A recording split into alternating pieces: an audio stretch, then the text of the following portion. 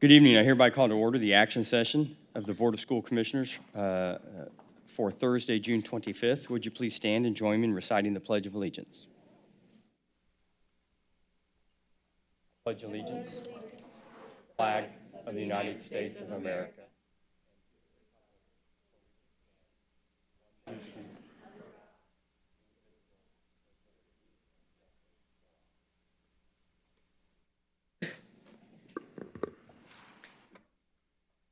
Mr. Mohan, would you please call the roll?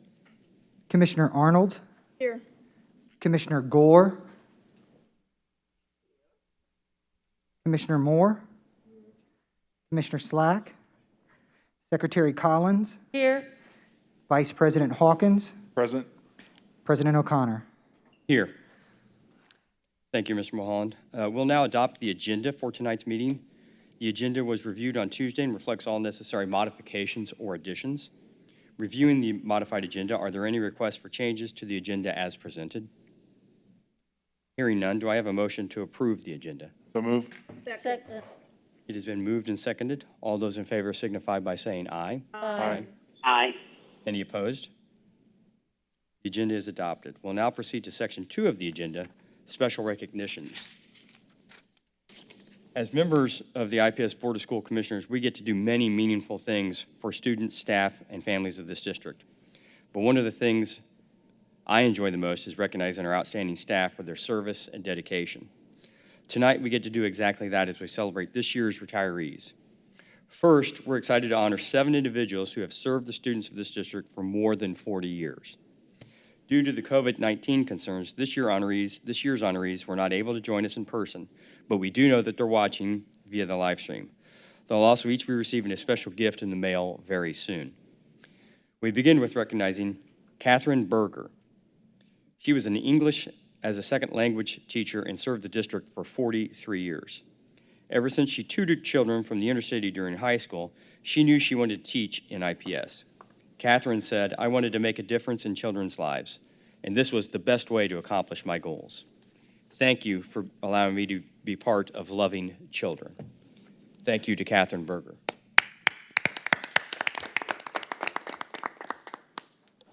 Brenda Cohey was an administrative associate serving IPS for 43 years.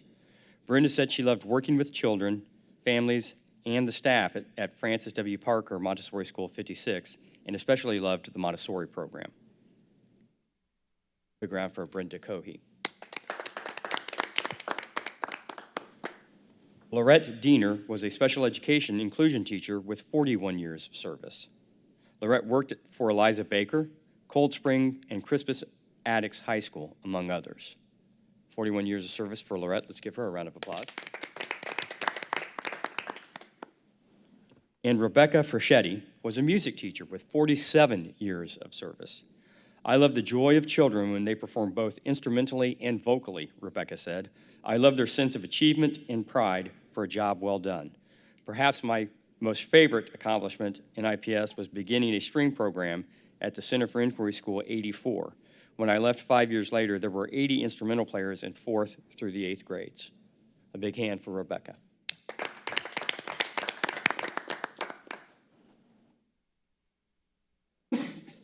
Tina Hicks was an administrative associate serving IPS for 41 years. Tina says this has been the best job she's ever had. "I have met so many wonderful people during my employment, and some of them have become lifelong friends. The families, students, and memories will be with me always," said Tina. Let's give a round of applause for Ms. Tina Hicks. Cecil Joyner was a truck driver and bus driver for IPS for 40 years. Cecil said what he enjoyed most about his time at IPS was the diversity of people that he's met and befriended along the way. He said, "I have enjoyed the challenge of the job and the fact that each day was never like the previous day. I am proud of my dedication and hard work that helped so many students and teachers receive the necessary supplies and tools needed." Thank you, Mr. Joyner. Hurley Waters was a custodian with 41 years of service under his belt. He worked his entire career, all 41 years, at Brookside Elementary School 54. He also went to school there as a child himself. As an employee, he really enjoyed the students at the school, and they all called him Cowboy. He would go out of his way to make sure they were rewarded for their good grades. Let's give a round of applause for Mr. Waters. To our retirees with more than 40 years of service, thank you for your dedication and for a job well done. We would also like to honor all of our retirees who have between 30 and 40 years of service, and you can see their names on the screen. They are Kathy Avery, Pamela Beckwith-Grissom, Teresa Bouye, Wendy Brickley, Ann Culpepper, Pamela Dorsey, Kathy Dye, Sanaya Glass, Karen Hastings, Sarah Himes, Jacoby McGuire, Sharon Peel, Philip Ragland, Teresa Reese, and Otha Rollins. To all of you, thank you for the contributions you have made to our district's success, and thank you for dedicating your time and talents to impact countless of lives throughout your years. Thank you so much.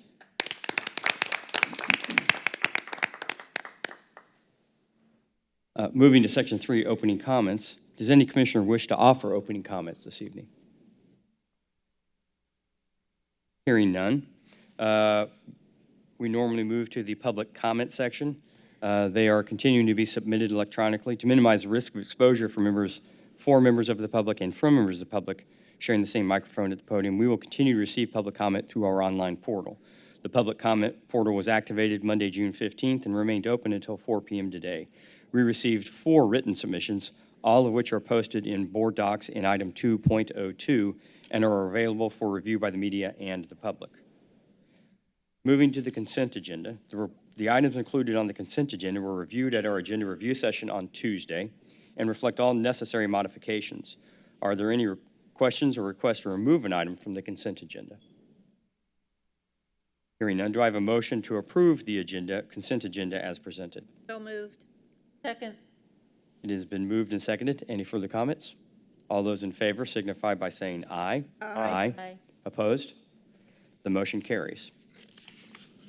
There are no board reports this evening, so I'll turn the agenda over to Superintendent Johnson for the superintendent reports. Great, thank you, President O'Connor. There is one superintendent report to be presented this evening. Item 6.01 is an update on the district's COVID-19 response planning, specifically as it relates to the reopening of schools for the 2021 school year. This presentation will be made by Andrew Strope, Chief of Strategy and Planning, and Sarah Robinson-Chin, who is with us, I believe, via phone, and so she might be also plugging in during the presentation. Andrew, I will turn it over to you. Great, thank you, Superintendent Johnson. Good evening again, Commissioners. I want to start by giving a big thank you to Sarah Chin, who's been really leading a lot of this charge for the last number of months as we've been planning, so she is joining us virtually, and so you might hear her chime in here and there. So what we want to do this evening is provide the School Board of Commissioners an update on our planning for school year 2021. This will include vision, non-negotiables, scenarios, and some results from family survey, as well as timeline and next steps. So I wanted to start out with a vision, and this is also up on the website. It's something that we've been working through over the past number of months, but I think it's really important to start with what is most important for us as we have been planning. And so I'll just read these 3 bullet points as I think they're vital. So first, IPS needs to maximize in-person time for the purpose of prioritizing high-quality instruction to our students, while prioritizing the safety of our students and staff, and operating in alignment with city planning and expectations for the reopening of the economy. So that is how we've been organizing ourselves to work through major decisions that have been made and need to get made over the next month or so here. And so next I want to go through 3 sets of non-negotiables: safety, academic, and financial. And we've also been utilizing these as kind of our stake in the ground guiding post as we've been planning. So the first around safety, non-negotiable. So when we return to school, the following non-negotiables will need to be in place. So we will prioritize social distancing, so I'll talk a little bit more about that on a future slide. And then COVID-specific safety protocols must be in place at all schools, including but not limited plans for, and then you can read those there, use of common spaces, disinfected spaces, et cetera, and then a response for students that are ill and staff members. And so we have been working on those, continue to work on those. Academic non-negotiables, this first bullet point is really important, and I'll show you some family survey data here in a bit that we've received. But we must have a full-time e-learning option available to all students who would prefer to opt out of in-person school. So we know that some families may not feel comfortable, and so providing an e-learning option that they can opt into and still receive high-quality instruction is of great importance to us. So we have been planning for that, and we'll continue to plan for that. And then the second bullet point there that I'll make sure I hit on is e-learning must be quickly implementable for 100% of students if rolling closures occur. And so we will make sure that we are ready if, in the case that a classroom or a school or the entire organization needs to shut down based on the data that we're seeing. And so we will have the ability to implement and execute full virtual if we need to. And so that was something that we did not have the ability to do when we first went into shutdown mode in the spring. But as you well know, and thank you to your leadership, we have made some major investments in our ability to execute one-to-one. And so we have been getting shipments over the past couple weeks of Chromebooks and iPads in, so every student will be receiving one of those when we start the school year, and that way we can make sure we execute on that second bullet point. And so a lot of staff members have been working very hard at planning for that, and so I just want to make sure that we shout them out as well, and so we'll continue to plan. And then the third and fourth bullet point speak to how we know that we've been seeing a lot of the data around the learning loss, not only in the spring, but then what could happen in the fall. And so we are working to prioritize our academic strategy to ensure that we are planning for our neediest students as well as prioritizing our SEL work. And so that work continues as well. And then our third bucket of non-negotiables is around financial.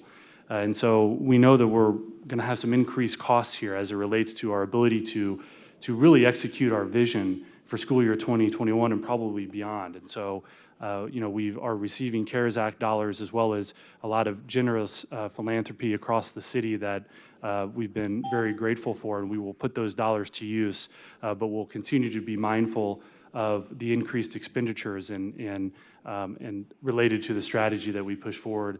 And then I know we saw last week the governor come out and say that funding will not be interrupted for next school year, which is really, really massive and gives us some breathing room, but also know that this is something that we're going to be in for a little while in terms of potential declining state revenues over time. And so Weston Young and team are constantly planning for that, but need to make sure we name that as something that needs to be accounted for as we plan. And so I'll spend a little bit of time on slide 7 as this is really important. As communication has gone out, I think yesterday at 9 a.m. from all Marion County school districts. And so we initially started with 5 scenarios. This was about 2.5, 3 months ago with what school could look like for the start of school year 2021. And we've gone through a number of decision points and processes and protocols to narrow that down to now what we have is, I think, clarity on how school will be starting in the fall. And so where we are now is based on guidance from the Marion County Public Health Department, the City of Indianapolis, and in collaboration with all Marion County school corporations.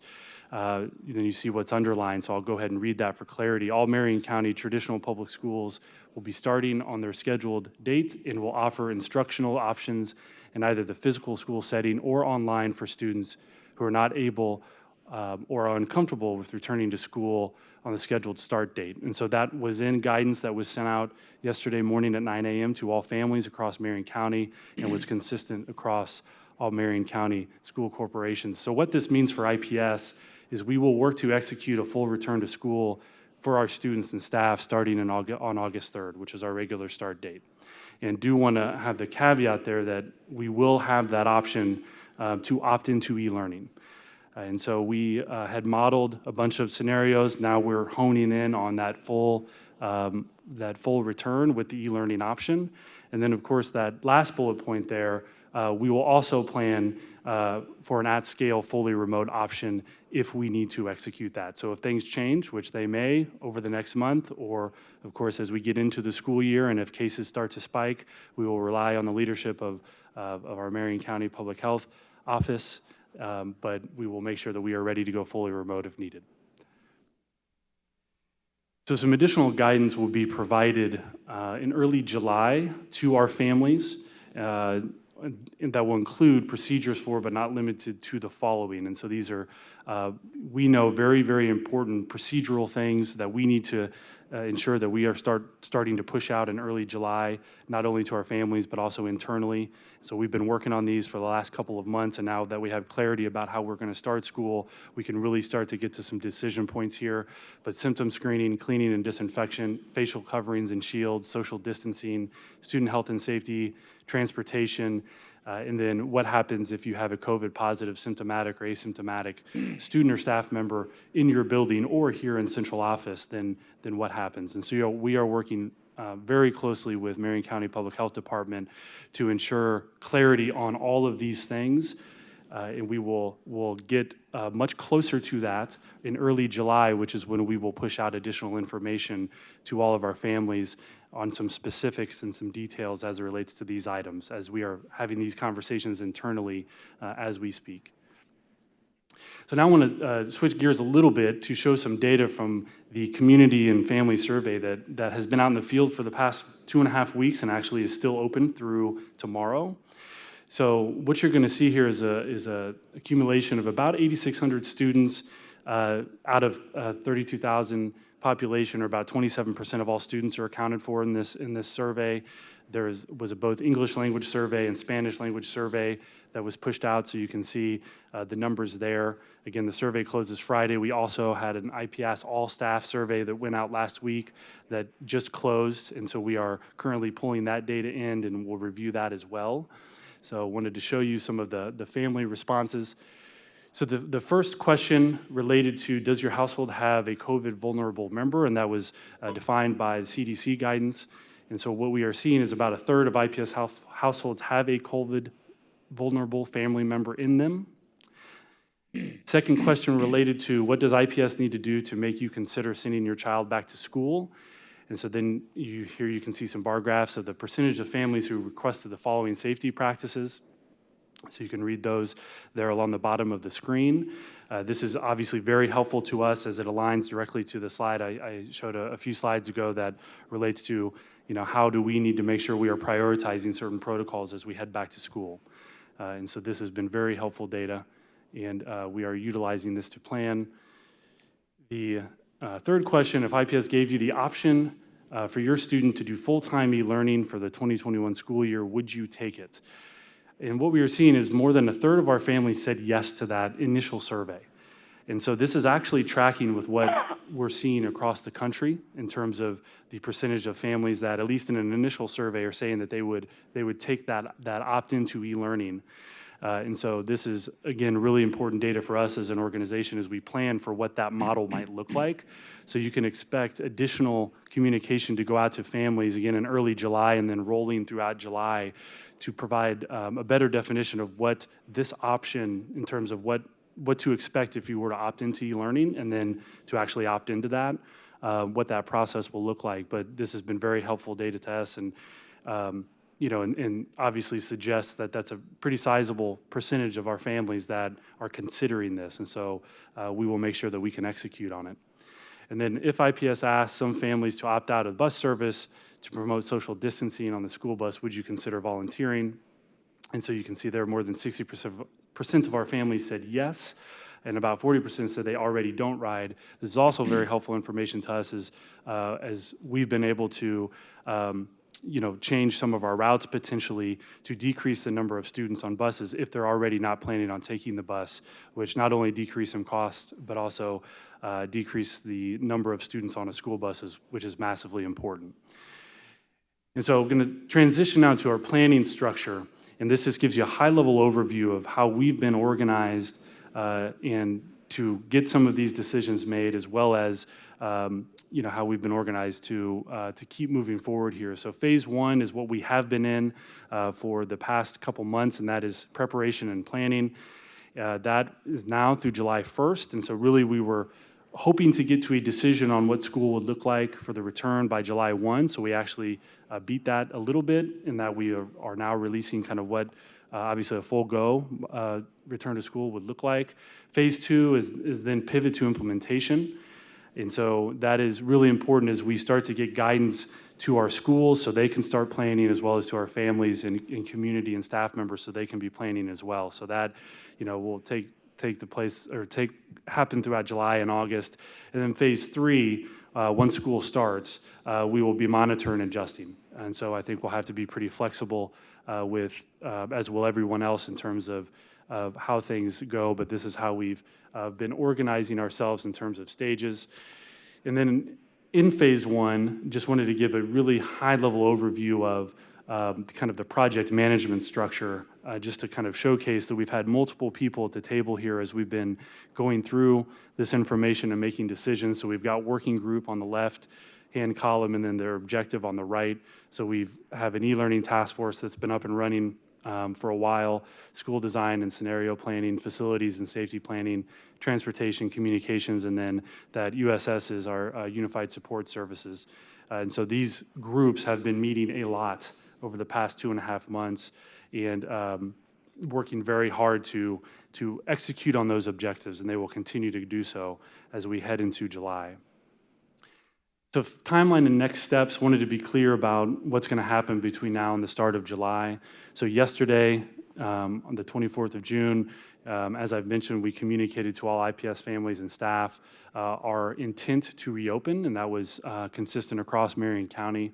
We also, yesterday evening, put out a transportation opt-out survey and guidance to our subset of our families who had filled out that initial survey with, hey, I might be interested in opting out of transportation. So we sent some additional communication to them, and we've already seen about 500 or 600 responses out of that in terms of those families willing to take their students to school, which again helps us plan for transportation.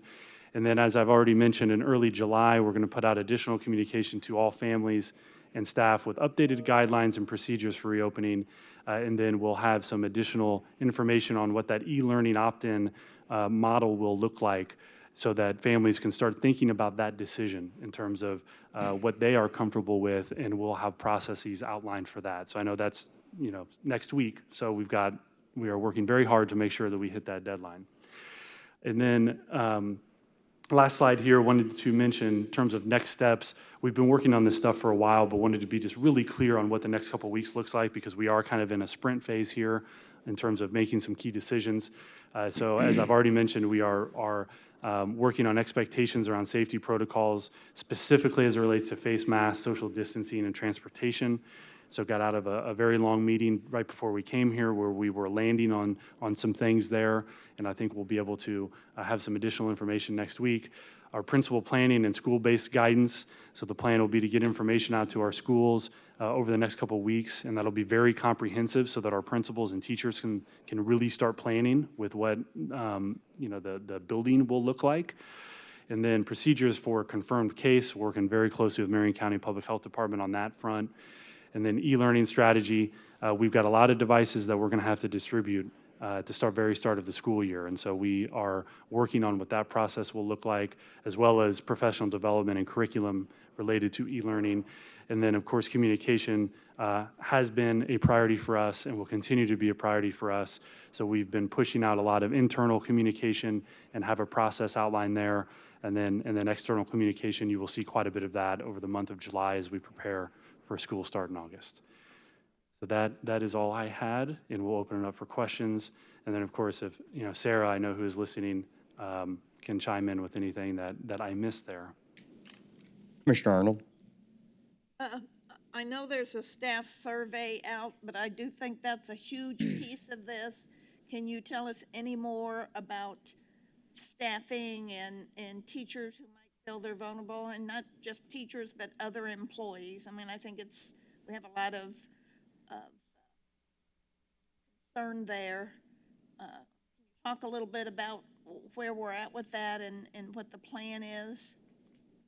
Yeah, I can speak a little bit to that, and then I think we might have Mindy Schlegel, our Chief Human Resources Officer, who's leading that work, who's listening in as well, so she can chime in if I miss anything. And so we are gathering, you're right, that staff survey was incredibly important to us to just get a sense for how our staff is feeling about the return to work.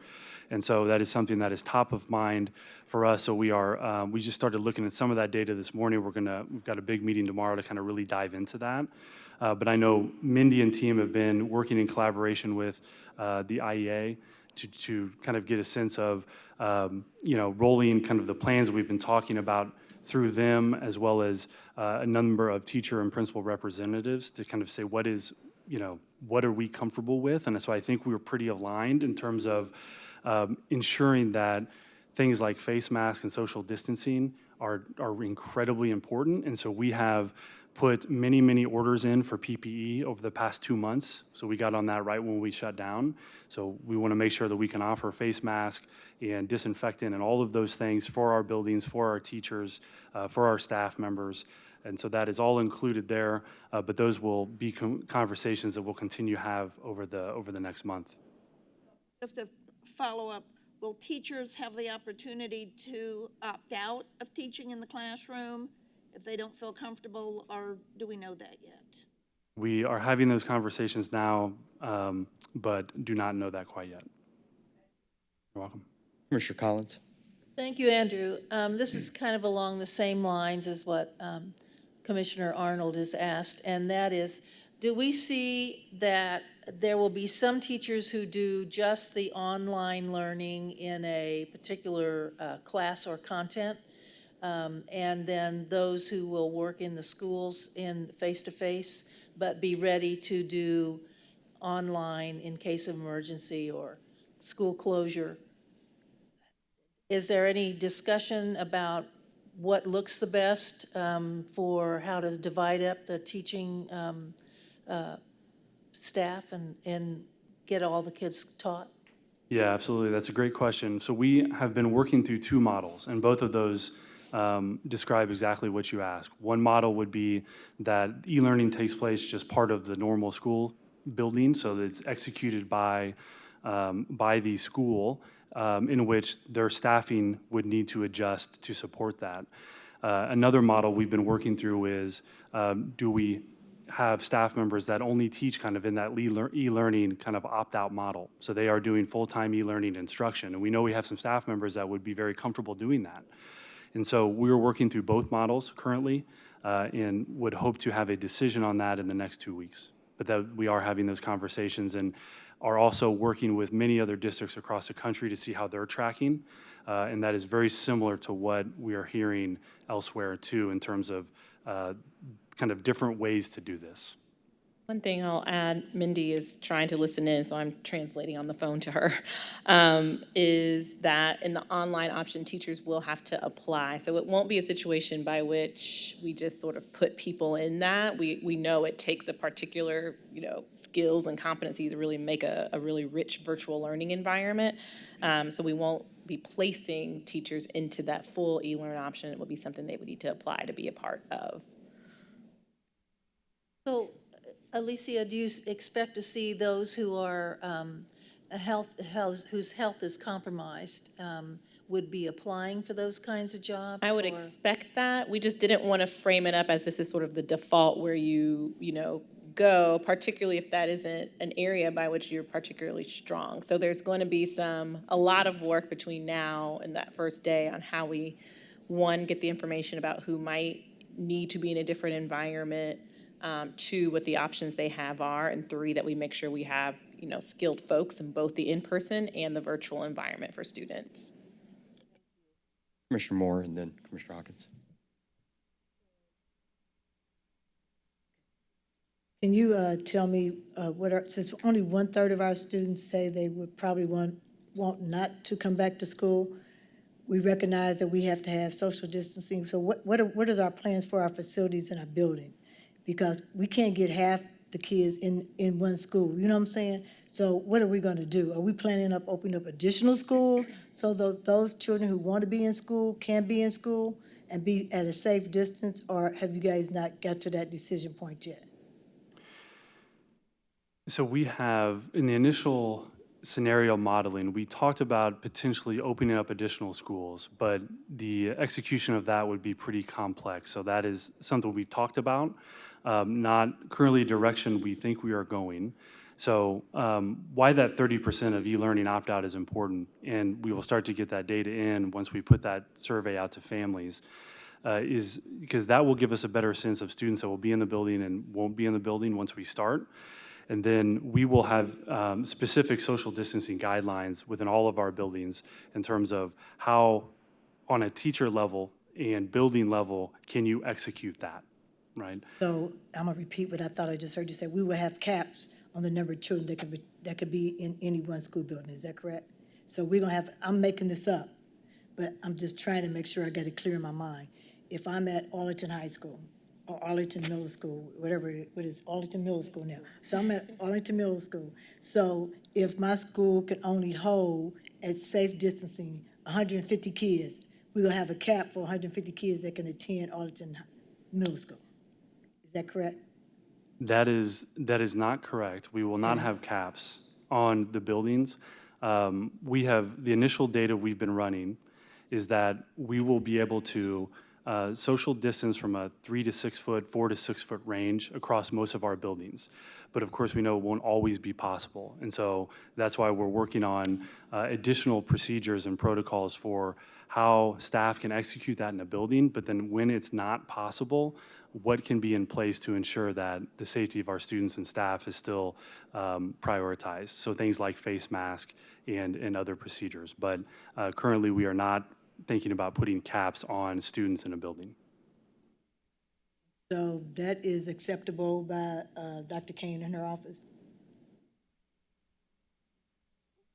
They've not requested any particular caps based on facility size at this No, I'm talking point. about, the distancing between the children, not the cap. The cap happens because Because of the distance, right. So that's my question. So isn't that a requirement that you must have so many? They're as part giving of the us educational guidance piece? in terms of the range for distancing. And so we feel good based on what we've learned thus far that we'll be able to meet those, that guidance. I have a quick question, sorry, Commissioner Hawkins, but a quick question that's kind of a follow-up to Commissioner Moore's question, which is, given what we hear from families about taking the full e-learning option, which will tell us how many students we think we got coming into our schools, is there a possibility that we might have an A and a B schedule? So students may not be in the classroom 5 days a week. Teachers would be in the classroom 5 days a week, but there may be an A schedule and a B schedule to assist social distancing. That is a scenario that we have modeled.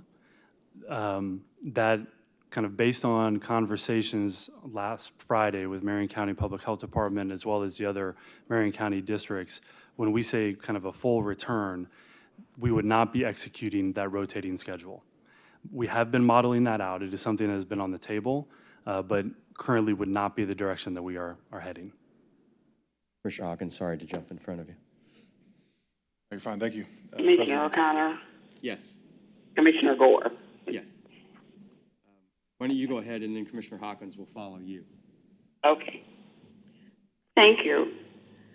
I just wanted to know, and it's all based on the questions that have been asked prior. We're talking about tracing. Has anything been put in place for that based on if a child did happen to get ill or something? How are we going to work that, or has any rules been set up for that? Yeah, no rules have been set out for that yet, although that's been a big point of conversation between us and the Marion County Public Health Department. So I can say that Mindy Schlegel and her team are working very closely, pretty much on a daily basis to outline those. So those conversations are happening, and we will have very clear guidance in the next couple of weeks on what that looks like. We'll also share that we've got a number of school nurses that are and will be trained by Marion County Public Health as well to support that contract tracing in buildings. Thank you. You're welcome. Andrew, appreciate the update, and I just want to express my gratitude and kudos to the team and Superintendent Johnson especially. I mean, this has never happened before, right? And so I don't want to forget that piece. And so what we're seeing here, which I'm very excited to see as well, because it's action, is, I know, just a tip of that whole sort of all the efforts and all the task force that have been assembled to work through this. So with that being said, I want to just flag a couple things, and I have a couple questions or comments, but I think I'm encouraged on slide 5. We talk about extended time options must be available for our neediest students, and that's been a concern that I've had. You know, the COVID slide, we always were living with the summer slide, right? And so I think that's critically important that we are hyper-focused on the students that we know have the greatest needs, and I know that the home learning process, as I heard, you know, from families who gave me feedback, mentioned that in some cases it was bumpy. In some cases, some families were able to adjust, but for families with the greatest need, I know that there were challenges in some cases. And so I appreciate us declaring that as a non-negotiable. I'm curious to understand what that actually looks like, that runway, as we think about, you know, our students, preparing our students for a world that will be very different in some cases than they're familiar with. So I just wanted to lift that up. And secondly, on the social emotional piece, I love that classic relationship building activities being something that is noted right under that bullet is so important, because our students, again, are returning to a space that they've never seen before in this way. You know, a pandemic, the economic insecurity or instability, and the situations that we're realizing and dealing with right now with regard to racism right now is just a lot for adults. And so I really appreciate the fact that that's going to be our intent, to really build relationships along as we scale up, because I think, you know, day one showing up to class and saying, okay, turn to page 4 or digitally turn to page 4, that ain't gonna work, you know. And so I appreciate that being a non-negotiable and a next step. One question I do have related to sort of the online or e-learning option.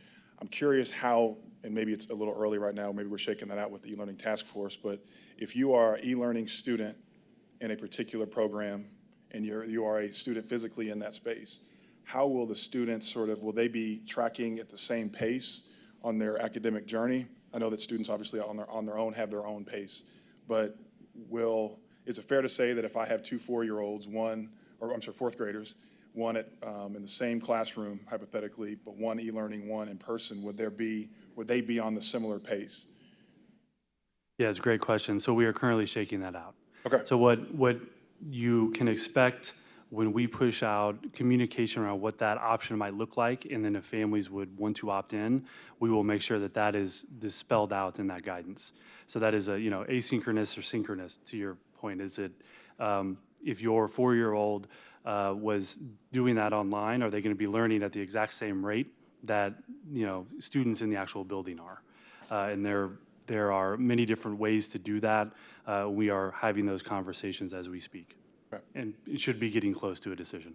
Got it. Okay. And I appreciate that. And my last one is the survey data is really interesting, particularly around transportation. That was interesting, and I appreciate the note about, moving the document forward or the process with regard to opting out. I know that in the higher ed space, a key for us is just like IPS is constant communication, because what families say today, it might change in a week or a month. So do we intend to continue the surveying process to continue to validate what we were hearing at this point? Yes, we will. Yep. So what will also go out in early July is just an updated version of what we have already sent. So what we sent was very targeted to specific families who said they'd be interested. But we will continue pushing out transportation information and the ability to opt out of transportation as things change, or potentially even opt back in if, again, things change as things move forward over the next month. Thank you.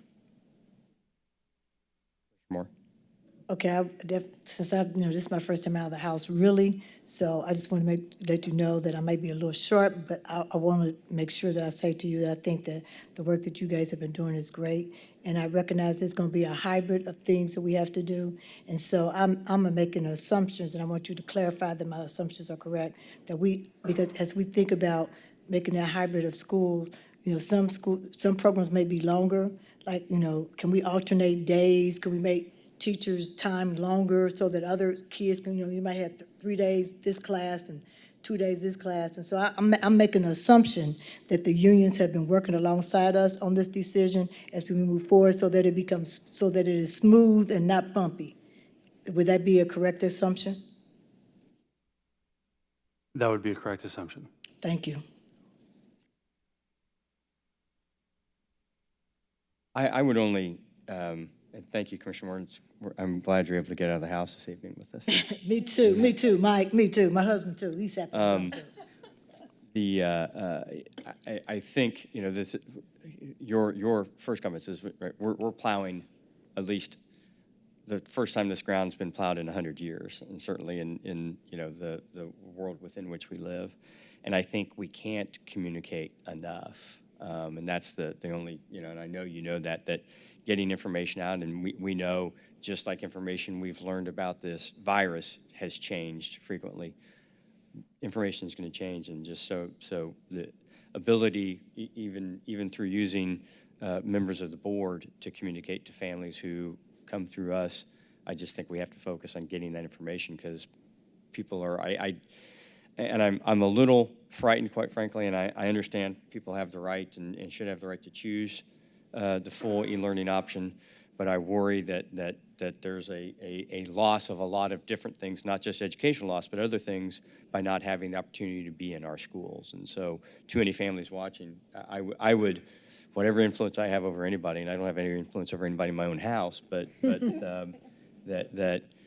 our school families are school families because we're together. And I would urge our families to give very serious consideration, knowing the work you've put in to make our schools safe concerning this virus, to return to our physical facilities.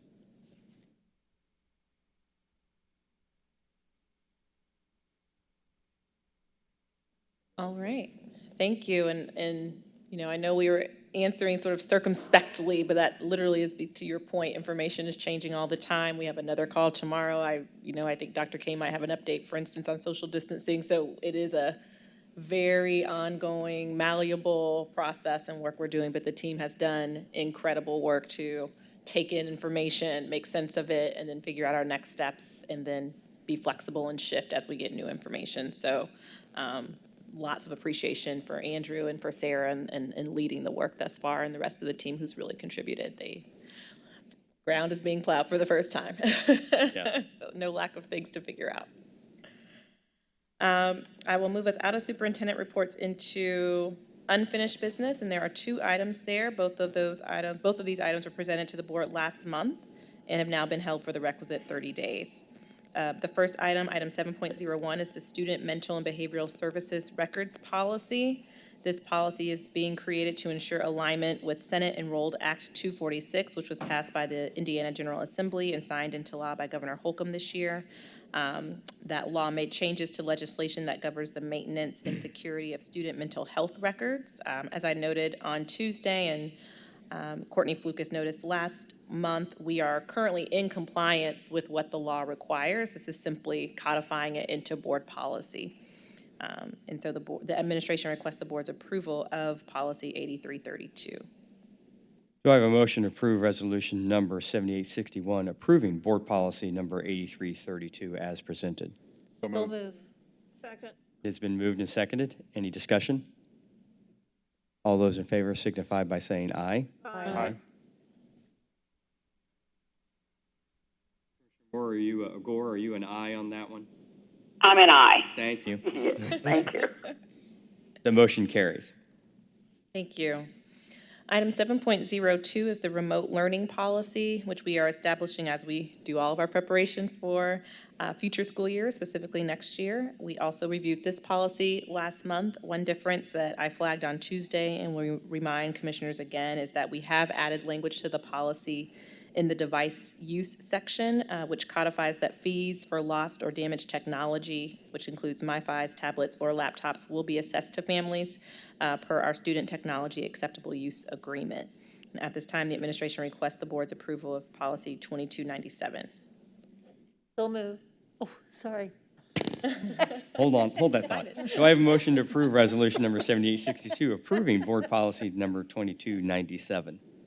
So moved. So moved. It has been moved and seconded. All those in favor signify, any discussion? All those in favor signify by saying aye. Aye. Any opposed? Aye. The motion carries. I would note, by the way, for anybody, we mentioned this Tuesday night, Commissioner Gore is participating via electronic device as authorized by Governor Holcomb's executive order. So she has full voting rights and is more than welcome to participate via the electronic device. Thank you. See you in July. We have 4 items in new business. Item 8.01 is our textbook rental schedule for the 2021 school year. As a reminder, this is an annual process that we go through. Each year, we adopt this rental schedule based on the textbooks and materials that will be used across our schools. This year's fee, you will notice, is increased from last year and reflects the new adoption of ELA curriculum that will be in place for this school year. Before I ask for a motion, I want to give Commissioner Moore the opportunity to make the motion to approve because of her work on getting new textbooks. So do I have a motion to approve the school year 2020-2021 textbook rental rate as presented? So moved. It has been moved and seconded. Any discussion? All those in favor signify by saying aye. Aye. Aye. Opposed? Motion carries. Thank you. Item 8.02 is a non-standard course waiver request for Kinsey Academy at George Washington High School. This waiver will allow the district to create a full Kinsey Academy program of study. All waivers are approved by the state for a 3-year period, at which time we can ask for renewal. With this non-standard course waiver, we will be able to open up the Kinsey Academy User Experience Design Program to more students across George Washington. This is a 2-year program that combines art, technology, and design with a blended project-based learning experience. Students who complete the program successfully earn a joint certificate in user design through Butler University and Kinsey Academy, as well as 18 dual credits through Western Governors University. They're also eligible to continue their post-secondary education through Kinsey and earn the software engineering certification, along with an additional 18 credits toward bachelor degree programs at WGU. So we're excited to continue to expand this program to more students in George Washington and ask the board's approval of the non-standard course waiver. Do I have a motion to approve, excuse me, to approve the submission of a request for a non-standard course waiver to the Indiana Department of Education as presented? Is there someone there that could talk to us a little bit about this wonderful program? I'd like to. Sure, I'll ask Jennifer O'Shea, our post-secondary readiness officer, to share some additional information. Well, Jennifer is on her way up. Could I get a second also? Second. Yeah, it has been moved and seconded, and we will hold for a presentation by Ms. O'Shea.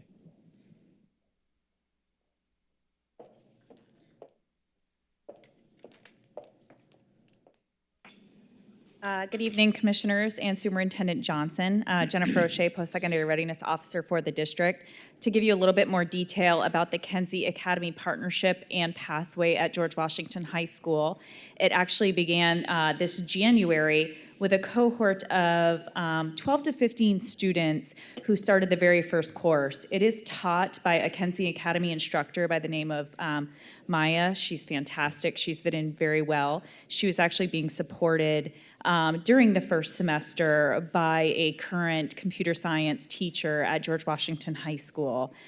So it's really taking Kinsey Academy's 6-month user design certification program and kind of spreading it out over 2 years so that students can really work their way through it, because it's meant to be sort of a 5 days a week, 8 hours a day program, recognizing that our students don't have that kind of time.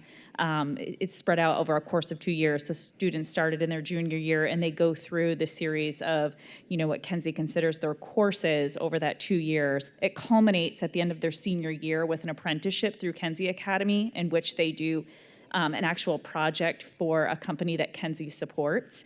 And then they graduate with that user design certification, which allows them to go directly into work. Or as Superintendent Johnson shared, they can continue at Kinsey Academy for another 6 months, earning that software engineering certification. Or they can take those 18 dual credit hours to Western Governors University and complete their bachelor's degree in an accelerated method. Any more detail you'd like about the program? Specifically? Commissioner Hawkins? Yep. Thank you, Jennifer, for the update. Again, probably should have asked this question last week. Is Kinsey working with any other school districts at this point? I know that they were talking to Purdue Polytechnic. I think they may have relationship with a few other districts, but I'm not really aware of the nature of the relationship, if it looks exactly like our program or not. Okay, thank you. I think what we're doing is relatively new, and we're one of the first districts they're working with. Thank you. Commissioner Arnold?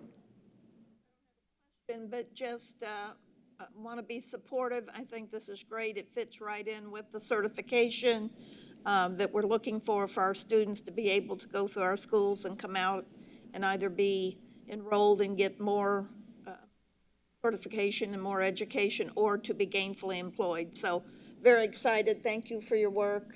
Glad it's at Washington and Mike. Thank you. I do have a Are there motion. any requirements for our students and a number of students? Or is it just open to everybody? It is open to any student, although we really do ask for teacher recommendations, especially early on in this pilot as we're building it. We're really looking for those students that, that their teachers and counselors believe can persist. It is a challenging program. It does really push the students. So initially we had a smaller cohort. We have about 8 students that have really persisted and will continue on. We have about 35 students that are interested. We are actually implementing in July a 2-week boot camp through Kinsey Academy, which we have opened up to rising sophomores, juniors, and even seniors. The seniors won't be able to actually matriculate into the program, or we're trying to think about how can we get them started in their senior year and they can go directly into Kinsey after graduation at an accelerated pace. But those rising sophomores and juniors can start the program. They were recommended by teachers and counselors based on grades and attendance and just generally their level of motivation. So there'll be about 35 students participating in that. They will be getting a stipend, I believe, of $600 to $800 for that 2-week boot camp, and then they will matriculate into that program. So it is definitely growing, and we plan to continue to, offer it to more and more students as the excitement grows and we start to see some really successful outcomes. Commissioner Moore? Thank you. Excuse me, don't we have a construction academy over at part of, so is this part of the construction academy? And Nope. Will you be oh, it's not? It's not. The Construction, Engineering, and Design Academy is actually at Arsenal Tech High School. Oh, okay. So this particular program initially fell under the IT Academy, and we found that the program it really goes beyond, IT, and it really is for students who have an aptitude for IT as well as design, art, students who are creative, which is why we decided to pursue the non-standard course waiver so that more students could participate outside of those students who are just in the IT Academy. Thank you. Welcome. Collins? Just a final question, maybe. Do students get any kind of an elective credit or credit towards graduation for this? So it's not really an elective credit. So previously, when it was in the IT Academy, it was actually a computer science 3 credit toward their essentially major or their pathway in in IT. Under the non-standard course waiver, this course will now be considered an elective, but we would like to move it to a course that is part of a sequence which allows them to become concentrators, if you will, that it builds on, other courses build on top of it so that they're taking a set of skills and continuing to expand them and become advanced. But initially, it will be considered an elective moving forward. Thank you. If no further questions, I have had a motion and a second. All those in favor signify by saying aye. Aye. Aye. Opposed? The motion carries. Thank you. Thank you, Jennifer. Item 8.03 is a series of innovation agreement amendments that are requested. Chief Portfolio Officer Jamie Vandewale reviewed each of these amendments on Tuesday. I think we're going to take them in separate groups. I believe the first is language allowing for the pass-through of pre-opening funds to Adelante schools, the PATH School, and Phelan Leadership Academy. These funds will all be recouped by the district over the course of the first year of operation. This is a practice we've had in place since 2016. It was an oversight in ensuring the language was a part of the initial agreements. And so we ask for the board's approval to amend the language to allow for the distribution of those pre-opening funds to be recouped by the district over the course of the first year of the school's operation.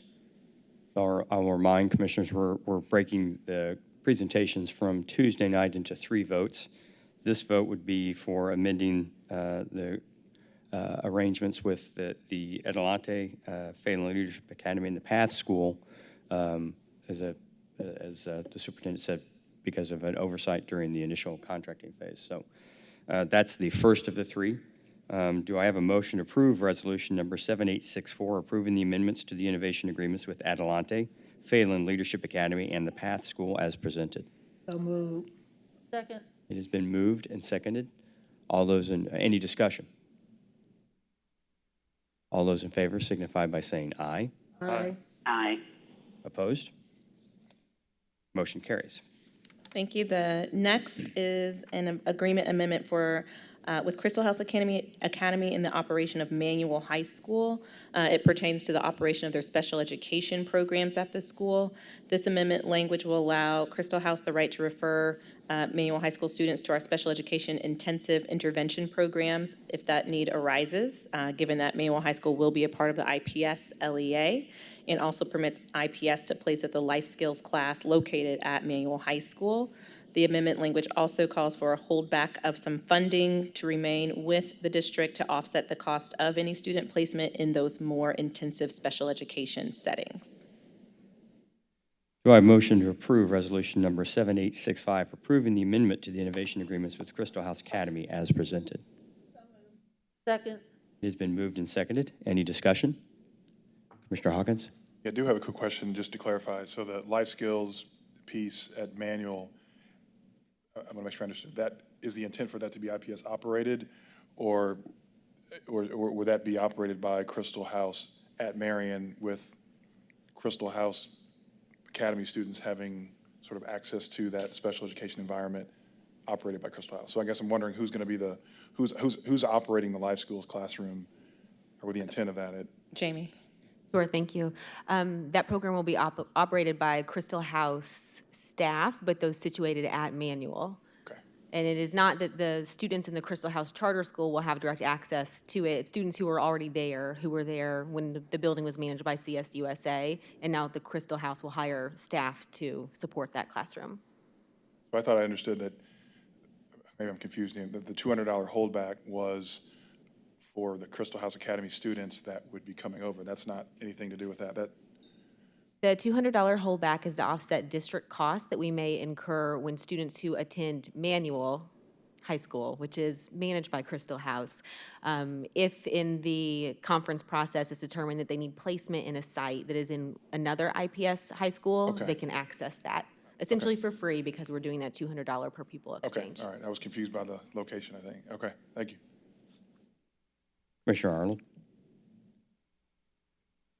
Was this service available with Charter School USA? I thought you said the other night we didn't have that relationship, but this is going to be something that's going to benefit the students at Manual that they previously didn't have access to.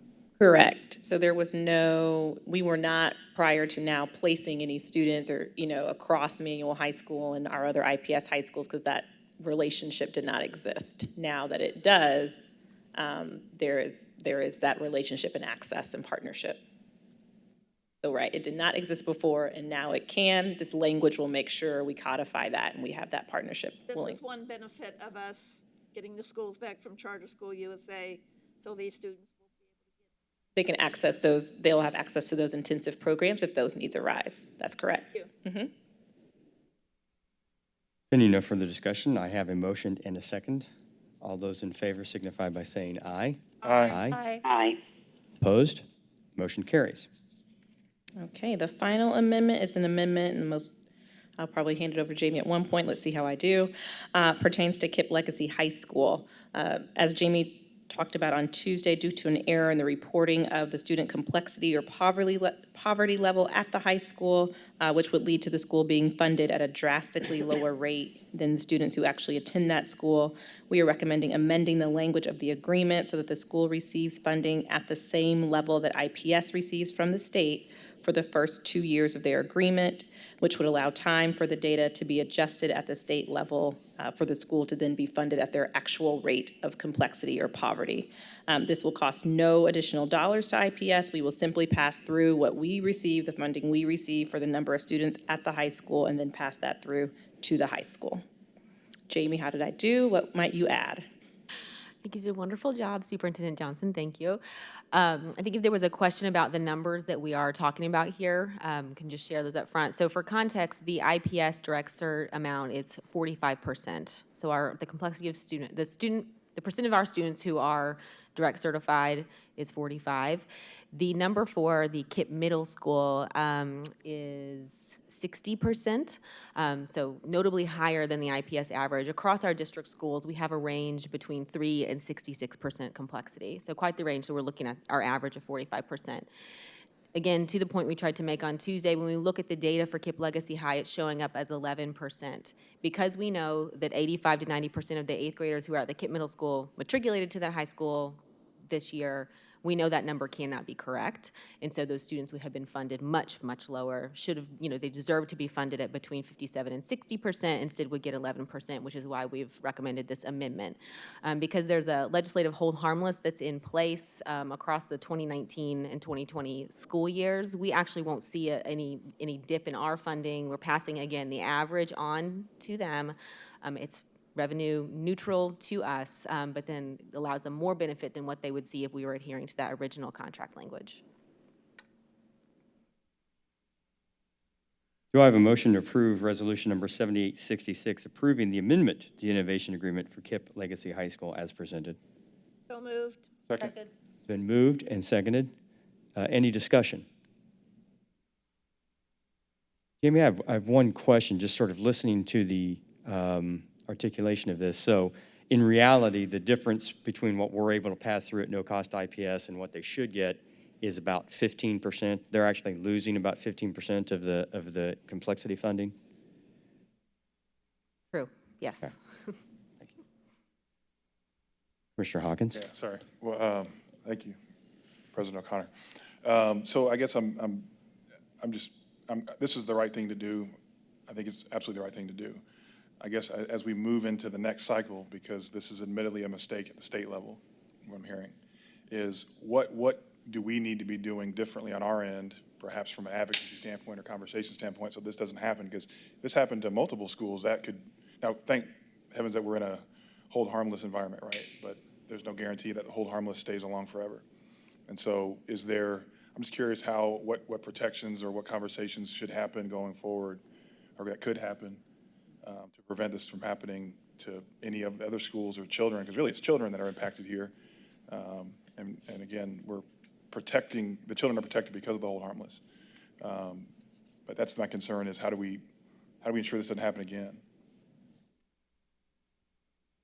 I don't have an easy answer to that. I will say, for this particular circumstance, Wes and I, as I mentioned on Tuesday, have spent a lot of time with the State Department and other state agencies, just first trying to untangle what happened there, and then bringing to light that the way that they're capturing the data isn't accurately reflecting the needs of students.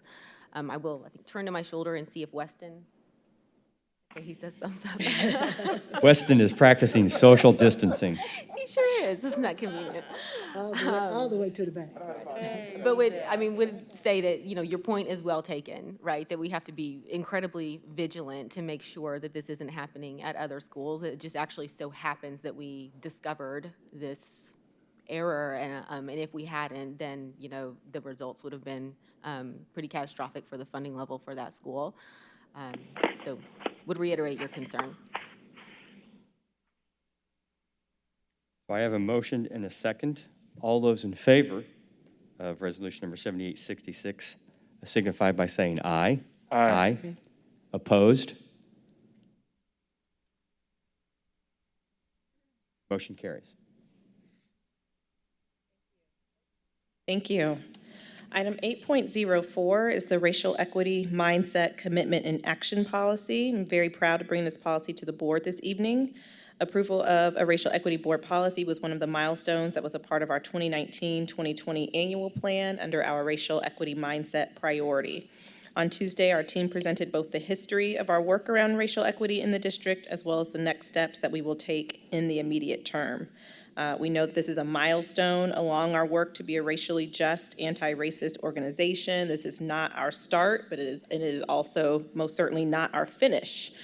For example, in our schools, our Black students are still overrepresented and being suspended or expelled from school. The gap in the academic achievement between our Black students and white students is wide, and there is absolutely no reason that we should be able to predict before our students even enter our school buildings which students will perform the best and which students will perform the worst. The predictability is a function of a system that was not created for the success of all students and is the result of racist actions that have been reinforced and rebirthed in different forms over and over in this country. I have said to my team and our school leaders that we should prepare ourselves for the discomfort and the perceived loss of advantage or authority or beliefs that we will all be confronted with over the next 5 years as we launch our next strategic plan and continue to move with urgency toward justice. We will persist, we will fall, we will surely make mistakes, but we will stay the course. We will advocate unapologetically for the resources our students deserve, and we will learn and grow to be our best for them. So with all of that in mind, our administration requests the board's approval of Board Policy 1619, the Racial Equity Mindset, Commitment, and Action Policy. Before I consider a motion to approve this resolution, I'd like to ask the board to read the resolution into the record this evening. Commissioner Gore, on the telephone this evening, will you start the resolution reading for us? Yes, thank you. Whereas the recent death of George Floyd in Minneapolis and subsequent protests across the globe have focused the nation's attention on the issue of police brutality and pulled back the curtain on many ways that systems and institutions have preserved and maintained white supremacy and a culture that diminishes, devalues, and destroys the lives of Black Americans. And whereas the names, faces, and stories that periodically pierce the awareness of the American public and expose the ugly truth about racism in American society are painful reminders of the countless unknown names, unseen faces, and untold stories that have borne the burden of this history. And whereas public education is an essential democratic institution necessary for promoting the public welfare, developing human potential, and creating the conditions for a fair and just civic society. And Indianapolis Public Schools, IPS, has been charged with educating the future citizens and leaders of the city of Indianapolis since its incorporation in 1853. And whereas Indianapolis Public Schools has often failed to fulfill its obligation to educate and serve all students equally, to advocate on behalf of every student, to live up to our highest ideals as a country and a school district, and to commit itself to dismantling the systems of racial inequality and injustice that have prevented generations of Black students from achieving their fullest potentials. And whereas Indianapolis Public Schools has participated in maintaining a system of racial inequality in the city of Indianapolis through its actions and inactions, policies and practices, budgets and priorities, advocacy and silence, and by too often privileging the prejudice of white parents over the well-being of Black students. And whereas Indianapolis Public Schools established a racially segregated educational system designed to reinforce an immoral racial hierarchy, by, among other things, approving the creation of a high school for black students in 1922, originally planned as Thomas Jefferson High School and subsequently renamed Crispus Attucks High School after the justified objections of the Indianapolis black community, and forcefully transferring black students then attending other IPS high schools.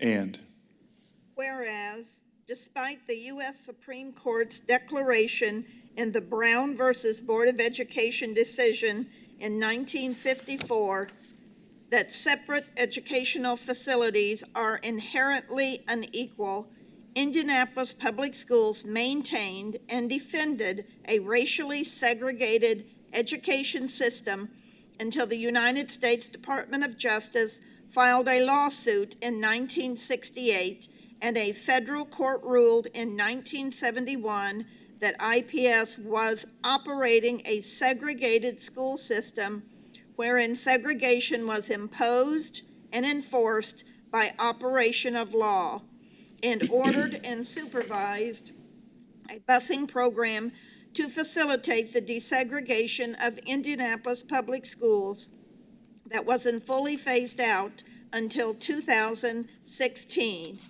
And whereas the difficult and painful work of confronting our collective failure starts with acknowledging and apologizing for the ways in which Indianapolis Public Schools has perpetuated a system of white supremacy, failed to confront systemic racism, and remained silent in the presence of injustice.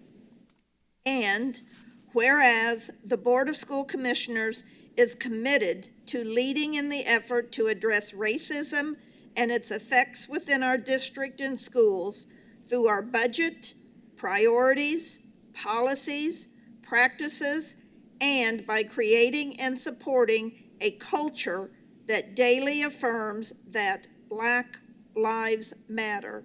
And Whereas the Board of Commissioners will continue and expand ongoing efforts to identify and address racial disparities and disproportionalities in discipline and academic outcome, expand equitable access to educational and programmatic opportunities, and examine policies and practice to ensure that their burdens and benefits do not reinforce existing inequalities.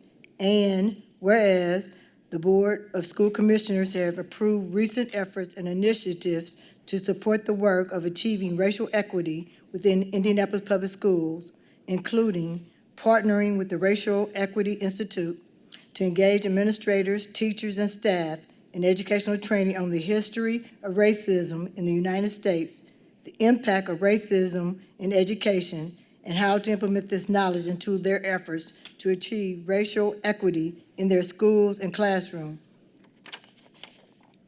Restructuring the IPS department the IPS Police Department to reduce the number of officers in schools, implementing a revised continuum of force policy to minimize the incidence of use of force, and auditing all practices to identify and reduce racial disparity and prioritize student safety.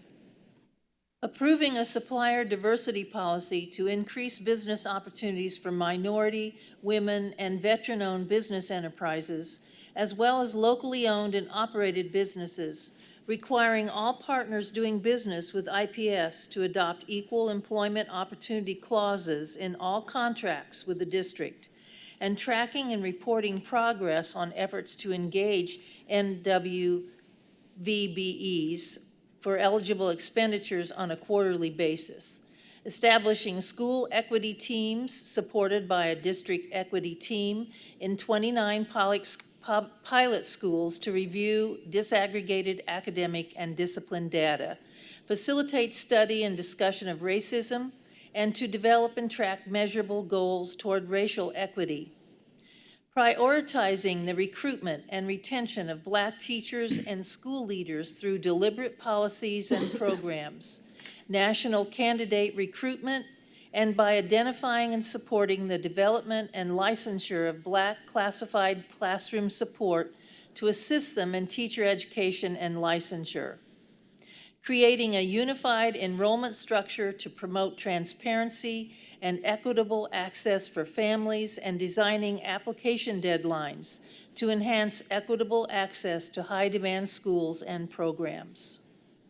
Designing and implementing a student-based budget allocation model to promote equitable and transparent funding of schools with additional funds targeted to support schools with greater demonstrated need. Approving uniform and reduced proximity boundaries for all choice schools to mitigate the impact of structural racial housing segregation on access to high-demand choice schools and programs, and to promote enrollment diversity. Supporting universal transportation throughout the district to reduce barriers to students and families to the choice programs and schools of their choosing. Adopting the Males of Color Pledge as part of the Council of Great City Schools Males of Color Initiative, developing Your Life Matters plan of action, and partnering with the Indianapolis Mayor's Office, Indiana Black Expo, and the Indiana Civil Rights Commission to form the Your Life Matters Task Force to develop initiatives and interventions to support the unique challenges facing young men of color. Including racial equity mindset as one of the 6 districts' priorities for the 2019-20 school year, initiating a racial equity audit in collaboration with Project 54 to help identify gaps and develop strategies for making progress towards racial equity in IPS. Therefore, be it resolved by the Board of School Commissioners of the City of Indianapolis that 1, Black Lives Matter. Every student is capable of success, deserving of respect, and valuable to our community. To believe that Black Lives Matter and to put that belief into action means to commit ourselves to a radical refusal to give up on any student.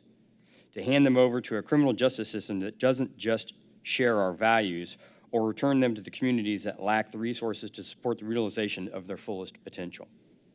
The rise in zero tolerance discipline policies by school districts has contributed to reinforcing existing racial inequalities and limiting the opportunities for Black students to achieve success.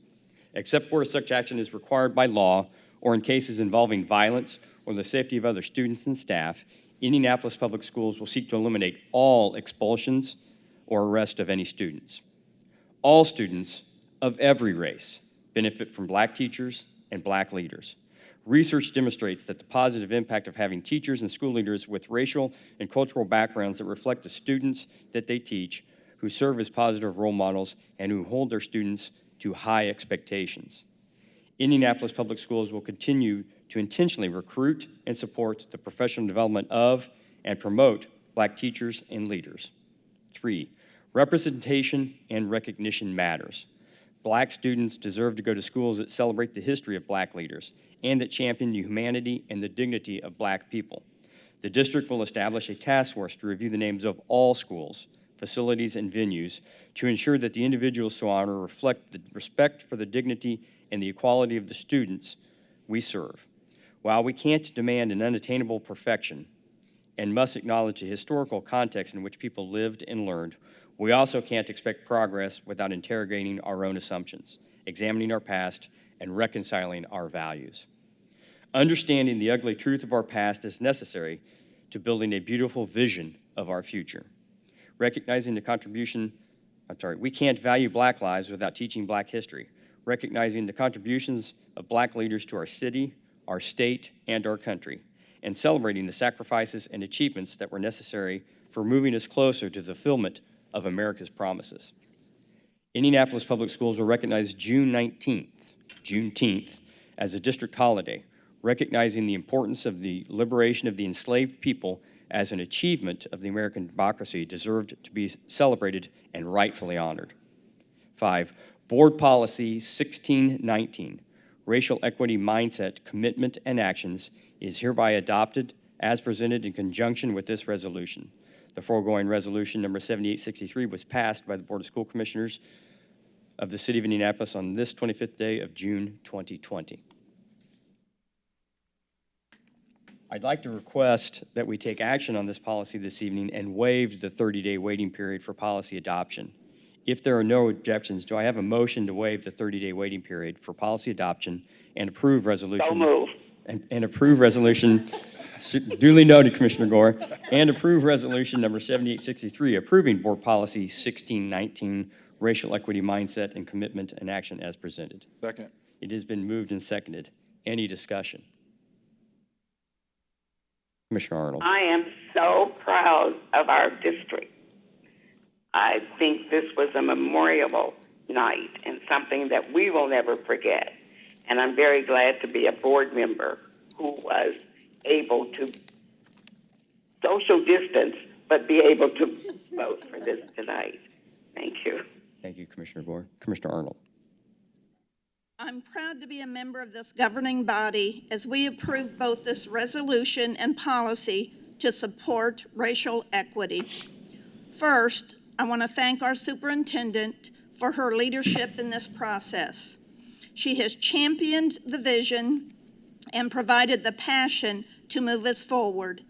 Thanks to all the staff who worked on these documents, including but not limited to Zach Mulholland, Sean Harris, Andrew Strope, and our own Dr. Pat Payne.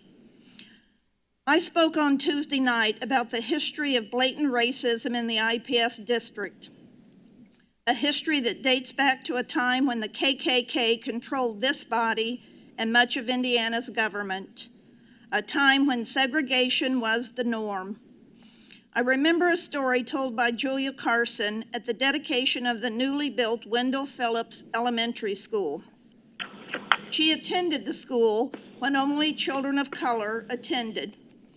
The school building burned down, and while there was a white school nearby, the students were not allowed to attend that school, but were left to learn in a very poor facility without basic amenities. I like to believe that we've made progress in our journey toward ending systemic racism. As a member of this board, we have focused on disparities in suspensions and expulsions and closing the achievement gap for the past several years. Tonight, we pledge to do more. Tonight, I pledge to do more. The creation of the roadmap is complete, but the journey must now begin. As Dr. Payne so eloquently states, this is a movement, not a moment. As a school board member and citizen, I must do more. I must not just hear, but really listen. I must not just read, but really comprehend. I must not talk, but really advocate and act. I'm proud to serve the 30,000 plus students of IPS, and I take that responsibility very seriously. I'm proud to serve with this group of commissioners who have made the commitment to ensure that all of our students have access to an equitable education and not one determined by the color of their skin. I will end my remarks with a Maya Angelou quote that captures my action plan moving forward. Do the best that you can until you know better. Then when you know better, do better. Commissioner Hawkins. Thank you, President O'Connor.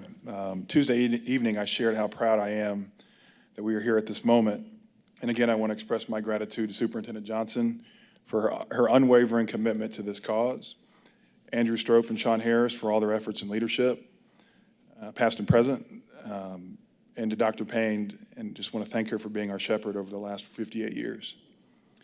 What is significant about this moment is that we are shining a light on ourselves and acknowledging our district's history, a history where not too many years ago, my colleagues and I would not have been able to have these frank and yes, painful discussions about injustice and the fate of our Black and brown children. In this moment, this school community is declaring where we stand and what our next actions will be. Actions that drive us towards our stated goal of being a school system where student outcomes cannot be predicted by race or ethnicity.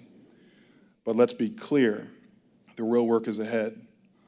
So again, I am so pleased and so hopeful for the journey that we are embarking on together as a community. Last, and certainly not least, I want to end by recognizing all of our students, past and present. Students that have come together in solidarity to support one another and lift each other up, regardless of their race and ethnicity or gender. And especially to our Black and brown students, you have carried a torch of transformation that has been burning for generations. We are witnessing a tectonic shift in our city and across this nation and in the world. This is because of you. Leaders are born in the midst of crisis, so please remember this. And I could not be prouder of you and your voices.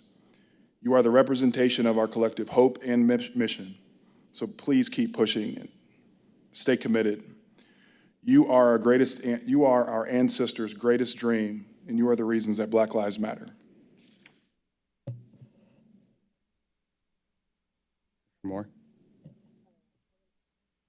I just want to thank our superintendent for taking this journey. People, I've been asked several times, do I think that we're just doing this because of what have happened? And while I want to be the first person to say their name, while we may say their names, the superintendent was standing there from the beginning when she first started to become our superintendent. When she was voted in, her and her staff said one of our major strategic priorities would be racial equity. So to those who have asked me, I will say it in front of the superintendent, no. She meant what she said, and I respect her for she's doing what she believed to be true. I think those at 8 minutes and 46 seconds, that man never knew that he was bringing us about at this day and this time for something for us to do bright and bold. And so I am so happy to be a part of this school board at this time with these people, because I know we're going to do great things. We're going to do them boldly. We're going to stand unapologetically, and we will make a difference for our children. And our children will continue to make a difference for us. For as I walked with my daughter down the street on the step house of the Capitol the other day, there were so many children there, so many young people there for a reason. We've been down this road before, but this time it feels different. And I'm glad at this time, Commissioner, you're the person that will be leading us through this new and different time, because I believe that our kids deserve people like you. Commissioner Collins? Thank you. This is a very historic evening, and I am so humbled and honored to be part of it.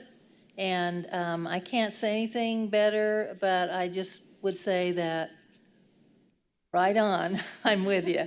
So thank you. Yeah. Thank you, Commissioner Collins. I have a few comments. The murder of George Floyd was a human tragedy, just like so many before him, and incredibly, the many after him. However, the murder of George Floyd was different. It was different immediately and in its lasting impact. It was a homicide that played out in broad daylight and in front of us all for 8 minutes and 46 seconds. We watched our brother be murdered.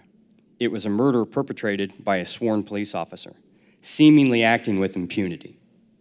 And frighteningly, it took days for that criminal and his accessories to be charged.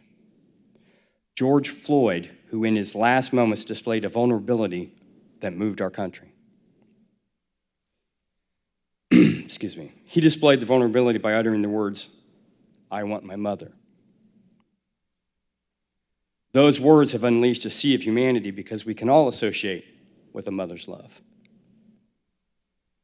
George Floyd's murder has become more than the death of a brother human being. It has fostered the recognition that we must address the reality of the white community's knee on the neck of our black community.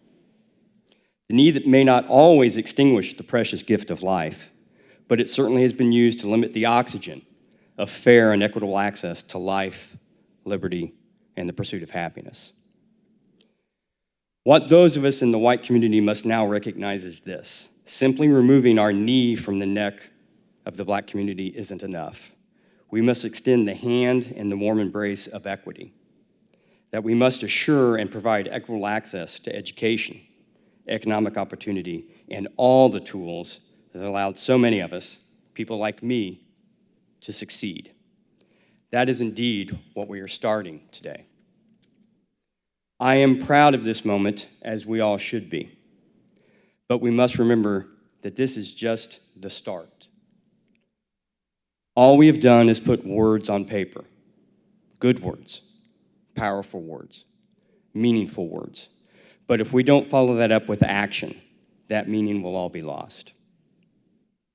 We must have uncomfortable conversations, make difficult decisions, and demand the equity we are spelling out tonight. I want to thank my colleagues, all of our IPS commissioners, for the journey we are taking together. I want to thank Commissioner Moore and Commissioner Gore, who have served with me and kept me honest and reminded me about my white privilege when it was time to be reminded about it. I want to thank Commissioner Arnold, who I have served my entire term on this board, for fighting for equity at every point. And I want to thank Commissioner Collins, Commissioner Hawkins, and Commissioner Slack for supporting all of us through this process.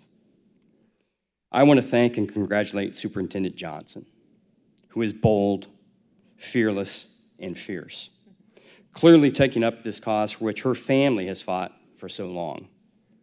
And I want to thank the IPS leadership and staff. You are all the stars.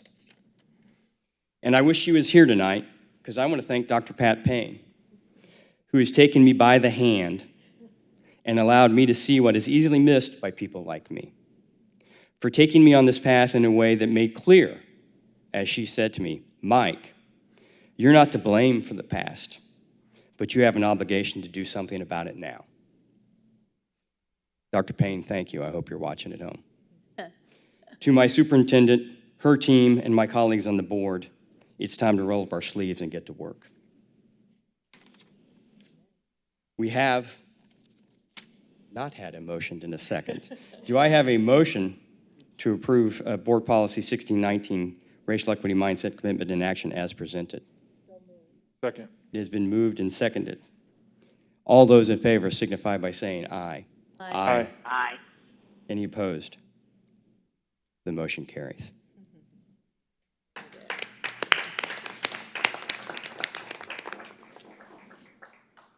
We are at the point of closing comments for commissioners. Should anybody wish to add any closing comments? Commissioner Arnold.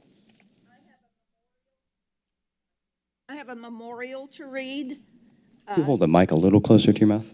to Bonnie Jones.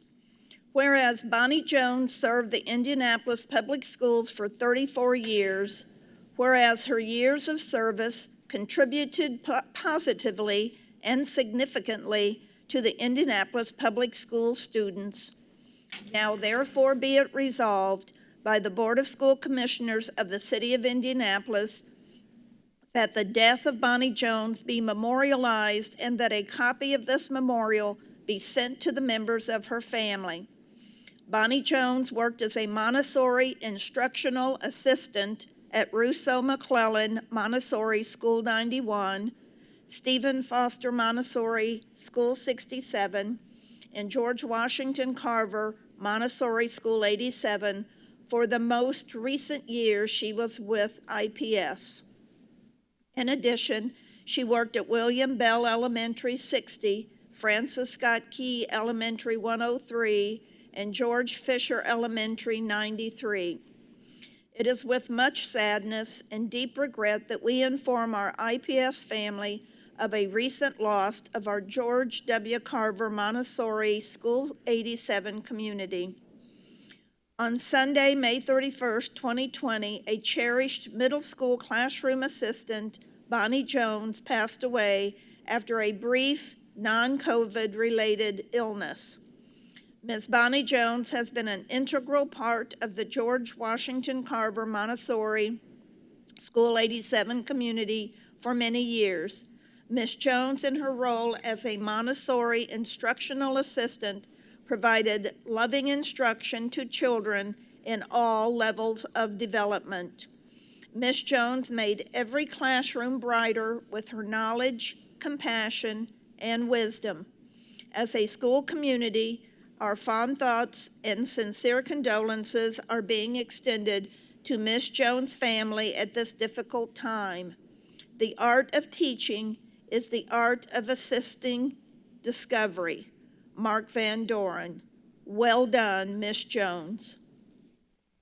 And Mike, I have a Yes, Commissioner memorial Collins. to Scott Thomas. Memorial to Scott Thomas, whereas Scott Thomas served the Indianapolis Public Schools for 10 years and 4 months. Whereas his years of service contributed positively and significantly to the Indianapolis Public School students and staff. Now therefore be it resolved by the Board of School Commissioners of the City of Indianapolis that the death of Scott Thomas be memorialized and that a copy of this memorial be sent to the members of his family.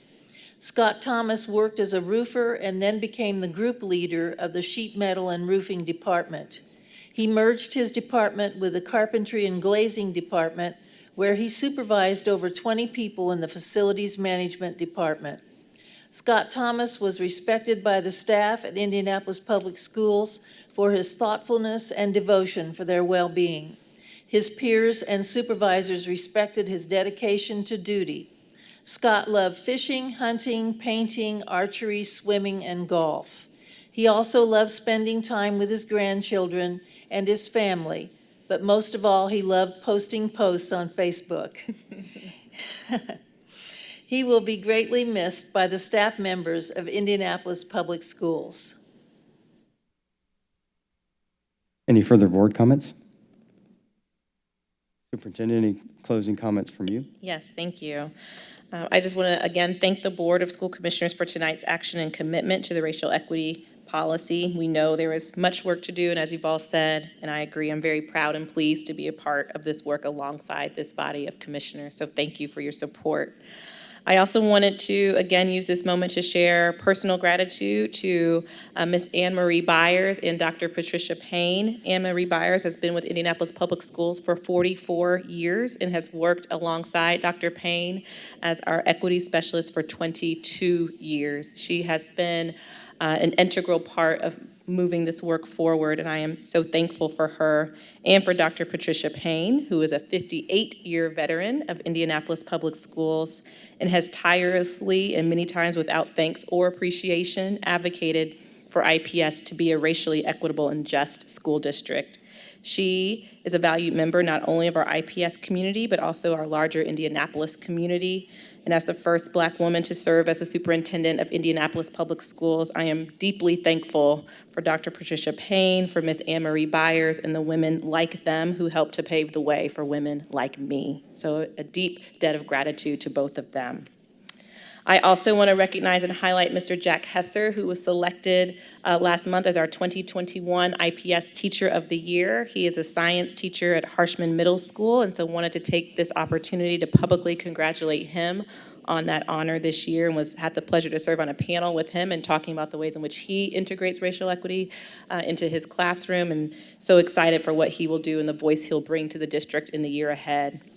And then finally, as we've talked about earlier, we shared that we will be back in schools on August 3rd, our first day for students. And so, as President O'Connor pointed out, want to remind our families and those watching to please be sure you are staying tuned in. We will have lots of things to communicate to the community over the next few weeks, and so grateful for our team who's been working furiously and tirelessly to make sure we are ready safely to welcome our students back.